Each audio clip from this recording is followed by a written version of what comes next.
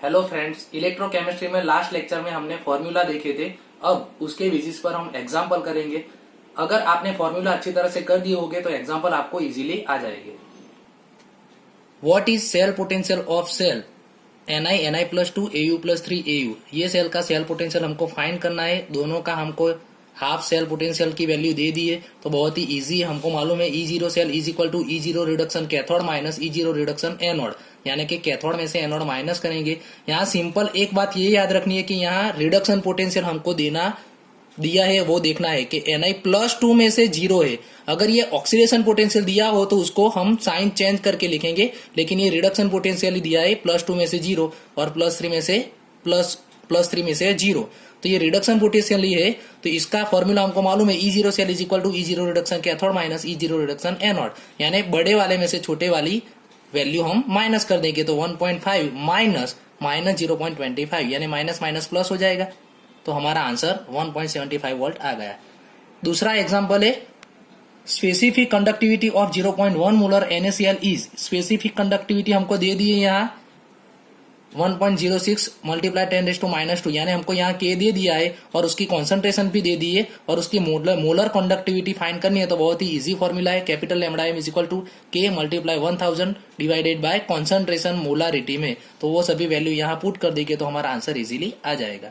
Third वाला है what is EMF of Daniell cell having 0.1 molar ZnSO4 and यहाँ 0.01 molar CuSO4 है। अगर 0.1 मोलर CuSO4 हो तो वो स्टैंडर्ड वाला हो जाएगा, लेकिन यहाँ कॉन्सेंट्रेशन अलग है। तो हमको सबसे पहले ये पता होना चाहिए कि डेनियल सेल का E0 सेल 1.1 वोल्ट होता है।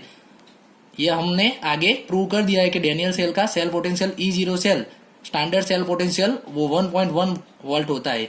तो अब ई सेल का फॉर्मूला हम लिखे, सेल पोटेंशियल फाइंड करना है, EMF फाइंड करना है। तो ई सेल नॉन्स इक्वेशन हमको बहुत अच्छी तरह से आता है। E cell is equal to E0 cell minus 0.059 by n log anode by cathode. अब यहाँ n यानी 2 इलेक्ट्रॉन की चेंज होगा, वो हमको मालूम है। तो 2n के बदले हम 2 लिखेंगे। एनोड की कॉन्सेंट्रेशन हमको दे दी है, कैथोड की कॉन्सेंट्रेशन भी हमको दे दी है।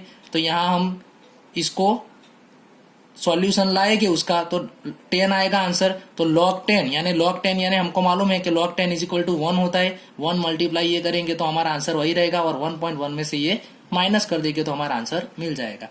फोर्थ एग्जाम्पल है to reduce 1 mole MnO4 minus into Mn plus 2 how much coulomb electricity is required.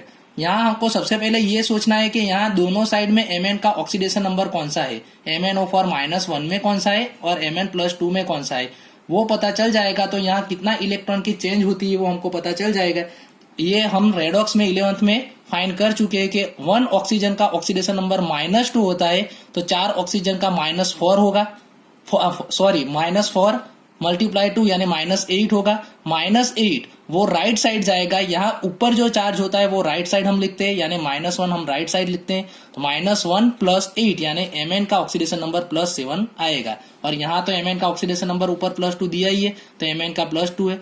+7 में से +2 होता है, यानी कितने इलेक्ट्रॉन की चेंज होती है, 5 इलेक्ट्रॉन। ये गैप 5 इलेक्ट्रॉन की चेंज होती है। तो यहाँ 5 इलेक्ट्रॉन लिखेंगे तो left and right side number same हो जाएंगे। ऑक्सीडेशन चार्ज दोनों का सेम करना है, इसलिए यहाँ 5 इलेक्ट्रॉन लिखेंगे। तो 5 इलेक्ट्रॉन हमको मालूम है कि 1 इलेक्ट्रॉन यानी 1 फेराडे, तो यहाँ 5 मोल इलेक्ट्रॉन है तो 5 फेराडे आएगा। और फेराडे को कूलम में कन्वर्ट करने के लिए या तो हम 96,500 ये नियरली है, उसके बदले हम 96,487 भी लिख सकते हैं। दोनों में से कोई भी आंसर चलेगा। तो ये हमारा आंसर आ गया।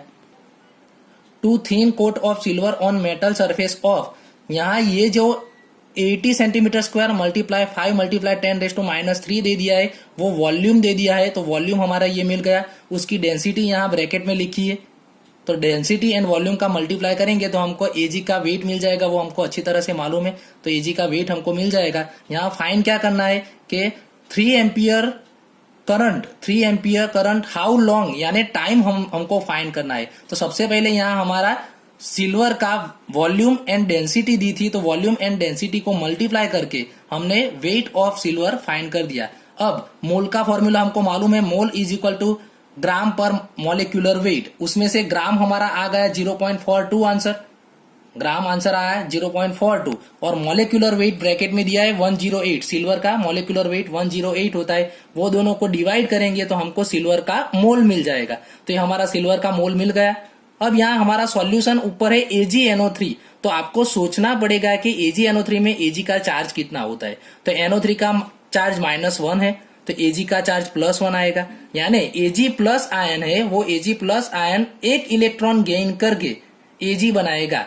यानी यहाँ इलेक्ट्रॉन चेंज एक इलेक्ट्रॉन की हुई तो 1 फेराडे में से 1 मोल Ag मिलता है। ऐसा हम लिख सकते हैं कि 1 फेराडे में से 1 मोल। तो हमारे पास यहाँ ऊपर मोल है, तो 1 मोल में से 1 फेराडे चार्ज पास होता है, तो हमारे पास जो मोल है उसमें से उतना ही आएगा, 0.42 डिवाइडेड 108 फेराडे। तो हमारा ये फेराडे आंसर मिल गया। लेकिन हमको मालूम है Q = IT फॉर्मूला में Q हमको चाहिए, तो Q फेराडे में चलेगा नहीं, Q कूलम में चाहिए। तो फेराडे को मल्टीप्लाई कर देंगे कूलम के लिए 96,487 कूलम, इससे मल्टीप्लाई कर दिया तो हमारा Q कूलम में मिल गया। अब हमको टाइम फाइंड करना है, तो Q = IT ये फॉर्मूला हम लिखेंगे। तो इसमें से टी को सब्जेक्ट बनाए हम, तो T = Q/I, इसमें ये वैल्यू पुट कर देंगे तो हमारा आंसर टाइम का मिल जाएगा। स्टूडेंट्स याद रखना, ये टाइम वाले फॉर्मूला वाले एग्जाम्पल बोर्ड में बहुत आते हैं।